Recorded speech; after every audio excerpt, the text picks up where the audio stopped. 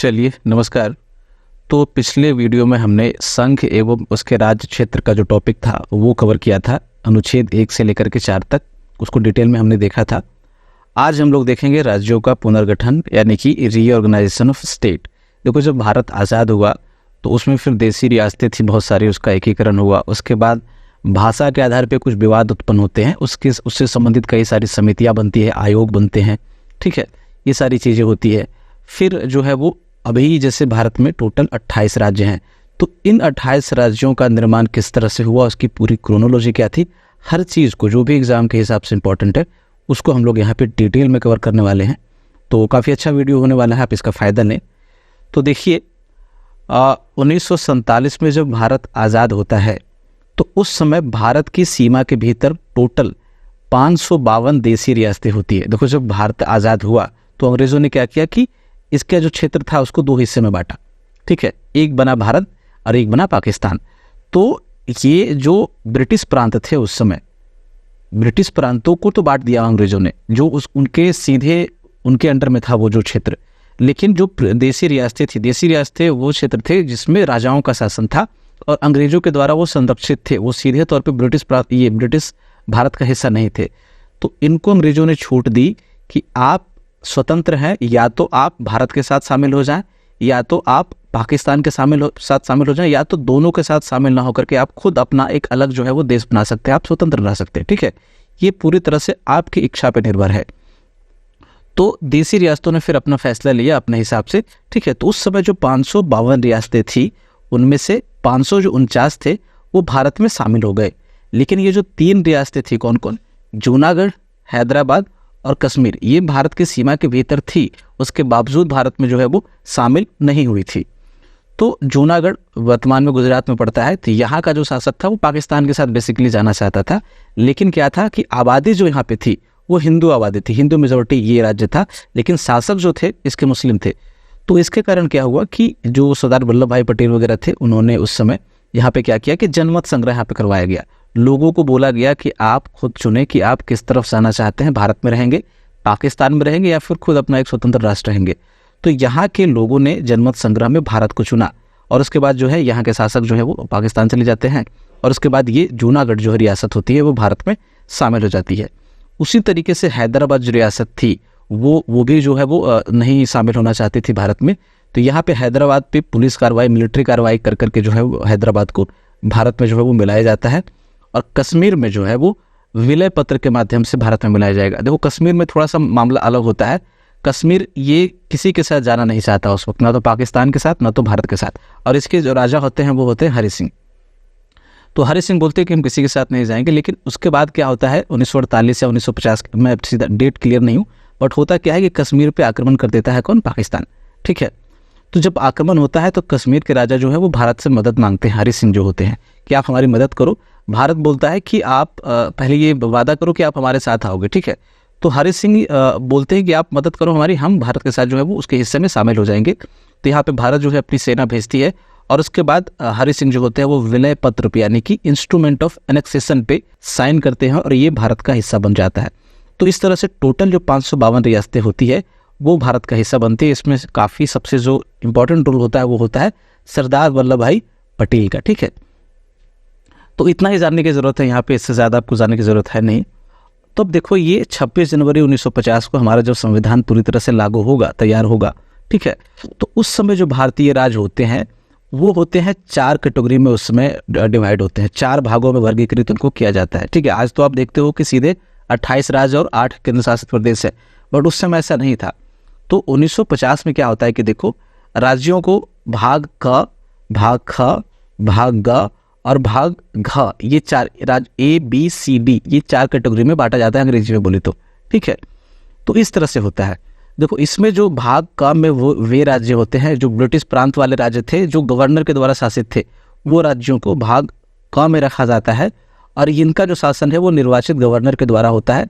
और यहाँ पे राज्यों की अपनी विधायिका भी होती है, विधानसभा और विधान परिषद अगर किसी में है तो होगा, ठीक है। विधानमंडल में आप इतना समझो कि यहाँ पे होती है राज्यों के पास, कि इसमें सब जो बड़े बड़े स्टेट होते हैं इसमें मतलब कि वे सब आते हैं। जैसे देखो कौन कौन है इसमें, बॉम्बे है, असम है, मद्रास, बिहार, मध्य प्रदेश, यूनाइटेड प्रोविंस जो उसमें संयुक्त प्रांत था वो आता है इसमें, पंजाब, उड़ीसा और पश्चिम बंगाल। ये टोटल 9 राज्य जो थे वो भाग क वाले कैटेगरी में थे। ठीक है, भाग ख में उन राज्यों को रखा गया था जो पूर्व में देसी रियासतों के हिस्से थे, और उनको जब भारत में शामिल किया गया तो उन हिस्सों को जो है वो भाग ख में रखा गया। इनके जो शासक होते थे उस समय 1950 के आसपास, उसको राज्य प्रमुख कहा जाता था, और ये राज्य प्रमुख जो है वो राष्ट्रपति के द्वारा नियुक्त किए जाते थे। ठीक है, और यहाँ पे इनकी अपनी विधायिका थी, निर्वाचित विधायिका यहाँ पे थी। ठीक है, तो इनमें टोटल इसमें फिर 9 राज्य थे।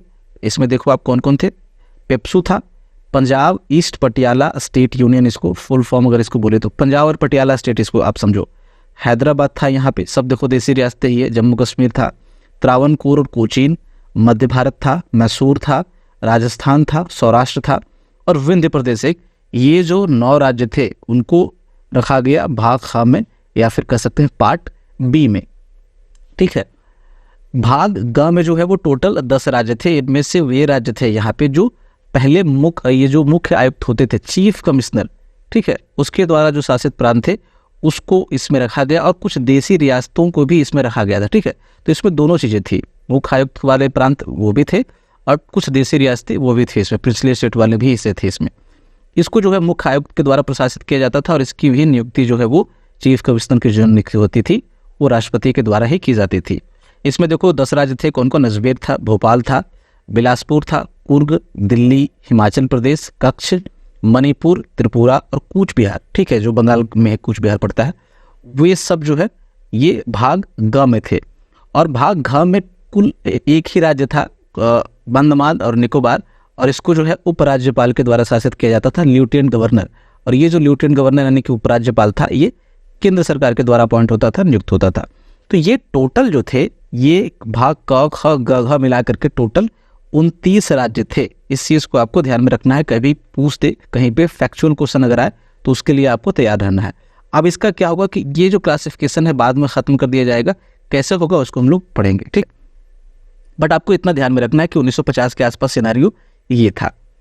देखो, जब आज़ादी के बाद धीरे धीरे जब समय थोड़ा सा बीतता है 1-2 साल, तो होता क्या है कि जो खास ये तो पूरे देश से वैसे हो रहा होता है, बट खास तौर पे जो दक्षिणी राज्य होते हैं, दक्षिण भारत के राज्य होते हैं, वहाँ पे भाषा के आधार पे ये मांग उठने लगती है कि हमें भाषा के आधार पे नए राज्य बनाकर दो। ठीक है, अगर हम तेलुगु भाषी हैं तो हमें आंध्र राज्य बनाकर दो, अगर हम हिंदी भाषी हैं हमें हरियाणा बनाकर दो पंजाब से, इस तरह की, या फिर हम मराठा है तो मराठा मतलब उसको गुजरात बनाकर दो गुजरात भाषियों के लिए, या फिर बॉम्बे से जो अलग किया। हम डिस्कस करेंगे ये चीज़ें हम लोग। ठीक है, आप अभी इतना समझो कि कुल मिलाकर के मांग उठने लगती है पूरे भारत से किस चीज़ की, कि भाषा के आधार पे नए राज्य बनाने की मांग, और खास तौर पे दक्षिण राज्यों से ये शुरू होता है। आंध्र जैसे मद्रास से शुरू होगा और आंध्र राज्य बनाने की बात की जाती है। तो उस समय जो सरकार होती है वो इसको चेक करने के लिए, उसको अच्छे तरीके से समझने के लिए एक आयोग बनाती है जिसको बोलते हैं भाषाई प्रांत आयोग, और इसके जो अध्यक्ष होते हैं इसके धर, इनके नाम पे इसको धर आयोग भी कहा जाता है, धर कमीशन भी कहा जाता है। ठीक है, ये जून 1948 में भारत सरकार के द्वारा नियुक्त किया जाता है धर आयोग को, और रिपोर्ट इसकी आ जाती है उसी साल दिसंबर में। ठीक है, ये सीधे तौर पे मना कर देते हैं कि भाषा के आधार पे नए राज्यों का निर्माण, उसका जो पुनर्गठन है वो बिल्कुल नहीं किया जाना चाहिए। हाँ, प्रशासनिक सुविधा के आधार पे आप कर सकते हैं। सपोज करो कि राज्य बहुत बड़ा है, बहुत ज़्यादा बड़ा है, उसको शासन चलाने में दिक्कत आ रही है तो आप कर सकते हो। या फिर मान लो कि कोई एरिया प्लेन है, कोई एरिया पहाड़ी है, बिल्कुल ठीक है, कुछ मैदानी इलाके हैं और कुछ पहाड़ी इलाके, तो दोनों को आप अलग कर सकते हो, ताकि दोनों के लिए अलग अलग जो है वो चीज़ें बनाई जाए, ताकि दोनों को फायदा हो फिर। ठीक है, जैसे एक के लिए बनाएंगे तो दोनों पे लागू करना थोड़ा सा मुश्किल होता है।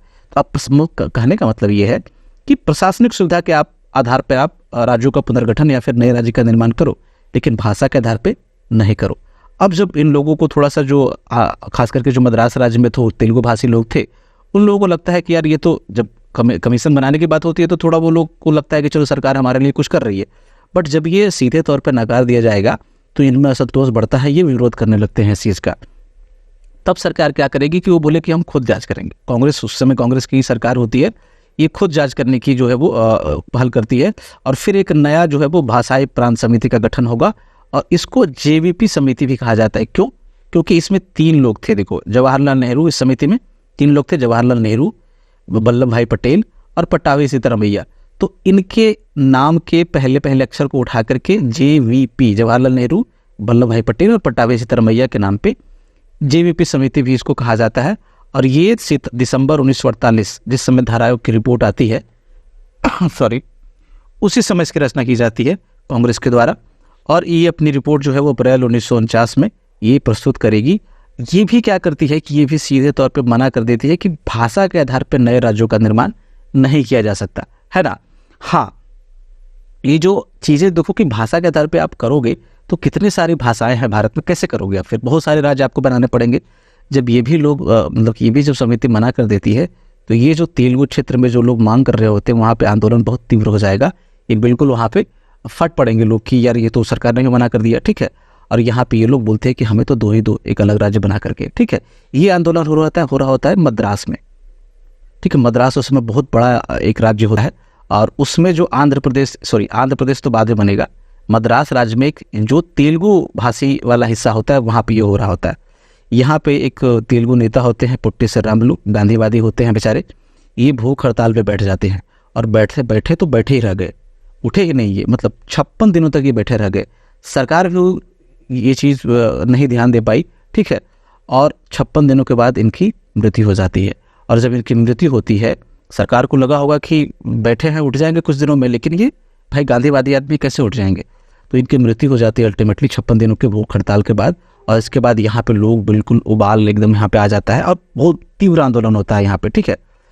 तो इसके बाद सरकार को झुकना पड़ता है और यहाँ पे अक्टूबर 1953 में आंध्र प्रदेश नामक पहला एक नया राज्य का निर्माण होगा भारत में। किससे हटा करके, मद्रास से अलग करके इसको निर्मित किया जाता है, ठीक है। मद्रास के जो तेलुगु भाषी क्षेत्र होंगे, मैंने आपको बताया, उसको अलग करके आंध्र प्रदेश का गठन किया जाता है। अब देखो होता क्या है कि मान लो कि 4 बच्चे हैं, ठीक है। अब 4 बच्चों में आपने एक को टॉफी दे दिया तो ये लोग क्या करेंगे, ये लोग बोलेंगे हमको भी दो, है ना, मांगेंगे ये चीज़। वैसे ही मांग तो पूरे देश से उठ रही थी, आपने एक को तो बना करके दे दिया, एक की मांग मान ली, बाकी लोग बोलेंगे भाई हमें भी बनाओ, ठीक है। तो पूरे राज्य से, पूरे देश से जो है इस तरह के आवाज़ें उठने लगती है, इस तरह की मांग उठने लगती है कि भाषा के आधार पे हमें भी आप क्या करो, अलग करो। तो सरकार फिर क्या करेगी, अब सरकार मना तो कर नहीं सकती है, बहुत ज़्यादा बहाने बना नहीं सकती, क्योंकि आपने एक बच्चे को तो टॉफी दे दी आपने, ठीक है ना, एक की मांग आपने मान ली है पहले।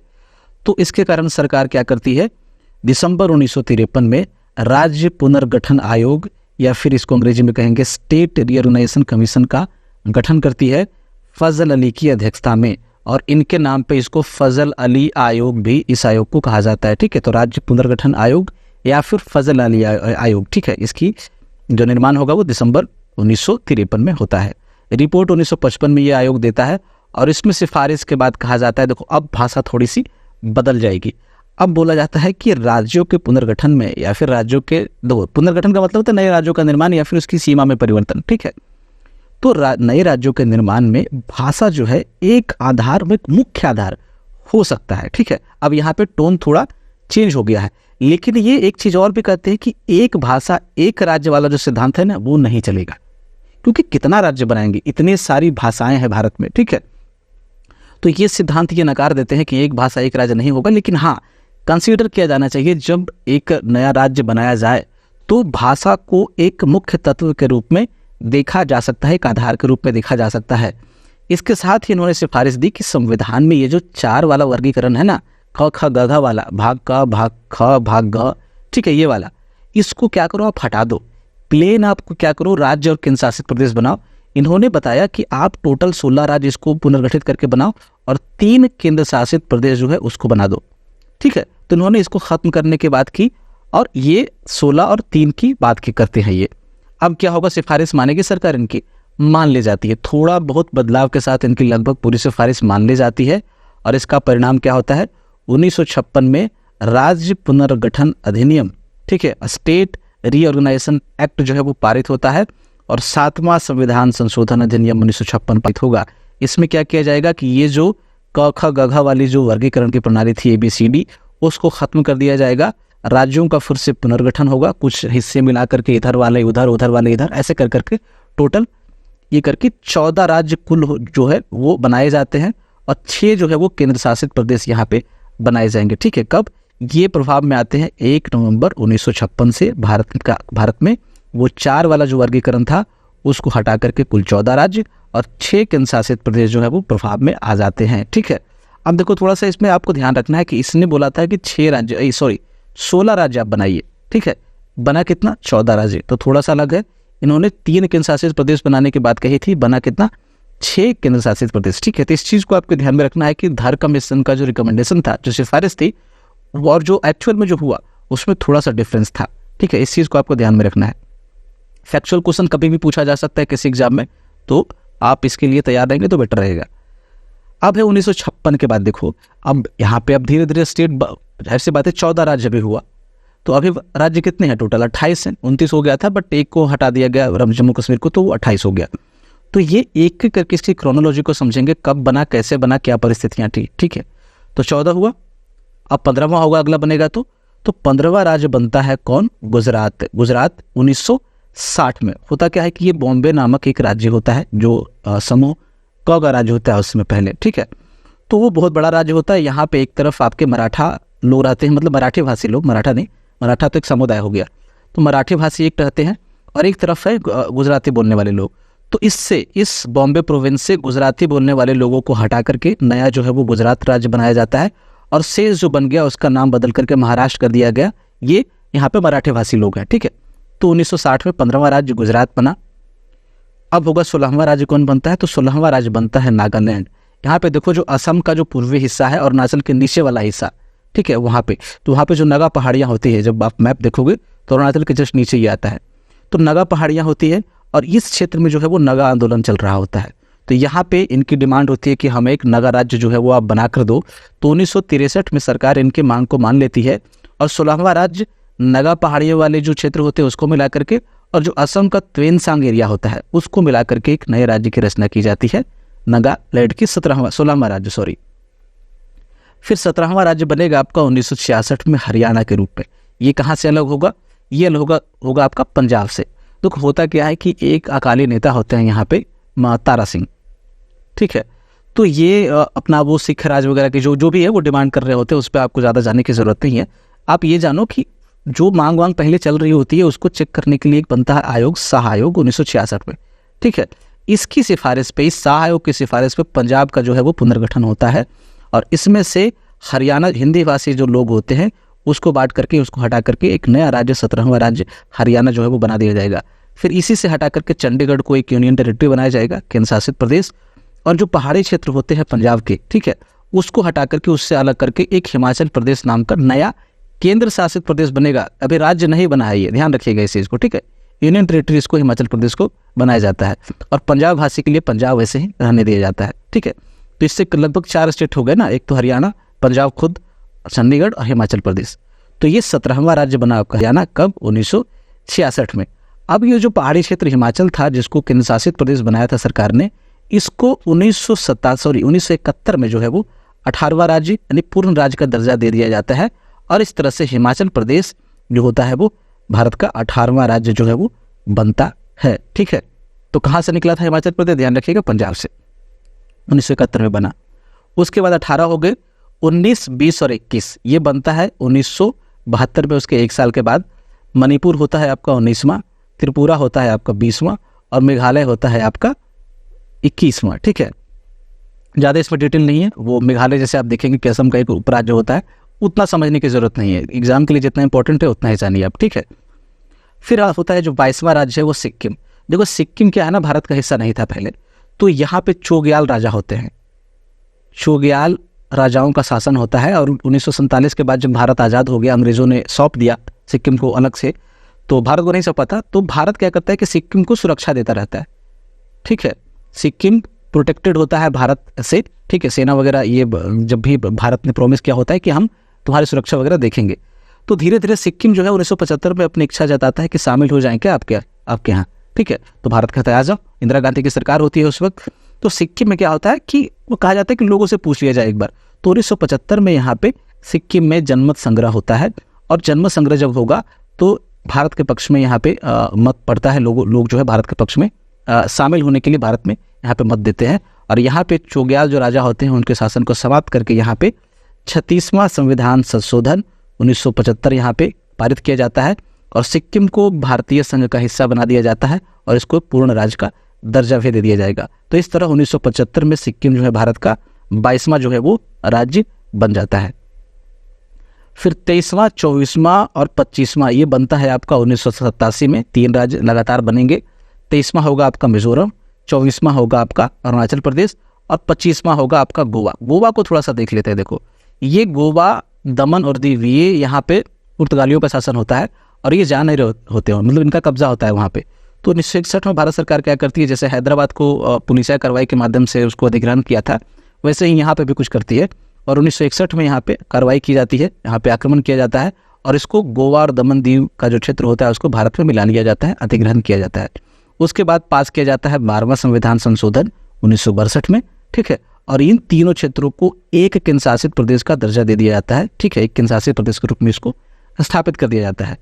इस केंद्र शासित प्रदेश में क्या होगा कि इससे हटा करके गोवा को एक राज्य बना दिया जाएगा। कब? 1987 में पूर्ण राज्य का दर्जा दे दिया जाएगा और गोवा एक 25वां जो है भारत का राज्य बनता है। तो ये सारी डिटेल थी इसको थोड़ा सा याद रखिएगा गोवा वाला, ठीक है। कैसे ये हुआ था, 1961 में हुआ था और जो 12वां संविधान संशोधन था वो इससे रिलेटेड था। उसके बाद आपका तो टोटल हो गए 25 वहाँ पे, ठीक है। फिर 26, 27 और 28वां राज्य, 3 राज्य लगातार फिर से 2000 में बनेंगे। यहाँ पे आमतौर पे मैदानी और वो जो जंगली या फिर पहाड़ी इलाके होते हैं उसको अलग करके बनाया जाता है। तो देखो मध्य प्रदेश से टूट कर निकला छत्तीसगढ़, तो मध्य प्रदेश का वो हिस्सा जो थोड़ा सा ट्राइबल एरिया था उसको हटा करके छत्तीसगढ़ बनाया गया। उत्तर प्रदेश का जो पहाड़ी इलाका था, जैसे पंजाब से हटा करके पहाड़ी इलाकों को हिमाचल बनाया गया, लगभग उसी तरह से उत्तर प्रदेश का जो पहाड़ी इलाका होता है वो तोड़ करके उत्तराखंड जो है वो राज्य का निर्माण किया जाता है। और बिहार में जो ट्राइबल इलाके होते हैं उसको जोड़ करके जो है वो झारखंड जो है वो बनाया जाता है 28वां राज्य, ठीक है। तो 26वां राज्य छत्तीसगढ़, 27वां राज्य उत्तराखंड और 28वां राज्य झारखंड 2000 में बनता है, ठीक है। तो टोटल हो गए आपके 28 राज्य अभी तक। 29वां राज्य जो है वो तेलंगाना बनेगा। कब? 2014 में। किससे? आंध्र प्रदेश से अलग होकर के, ठीक है। जो आंध्र प्रदेश सबसे पहला राज्य बना था भारत में, ठीक है, उसी को अलग करके उसी को तोड़ करके 2014 में इससे भी थोड़ा अलग होकर के तेलंगाना जो है यहाँ पे बनता है, 29वां राज्य होता है।